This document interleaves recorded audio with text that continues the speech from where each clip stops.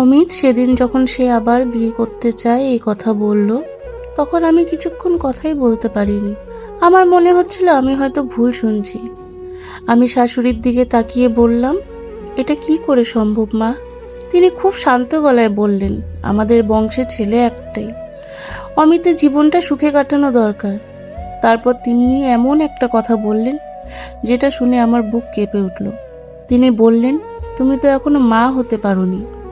আমার বিয়ে তখন মাত্র 2 বছর হয়েছে, কিন্তু এই 2 বছরেই তারা আমাকে এমনভাবে দোষ দিতে শুরু করেছিল যেন সব কিছু আমার জন্যই হচ্ছে। আমি অনেকবার ডাক্তার দেখাতে বলেছিলাম অমিতকে, কিন্তু সে কখনো যেতে চাইতো না, শুধু আমাকে বলতো সব দোষ তোমার।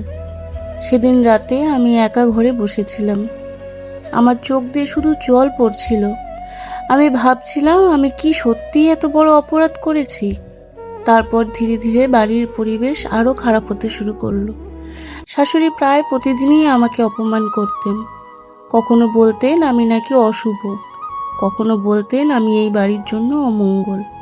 অমিত তখন আর আমার পাশে দাঁড়াতো না, উল্টো সে প্রায়ই বলতো, তুমি চাইলে এই বাড়ি ছেড়ে চলে যেতে পারো। আমি তখন শুধু একটাই কথা ভাবতাম, যদি আমি চলে যাই তাহলে সমাজ কি বলবে। পরবর্তী গল্প নেক্সট পার্টে।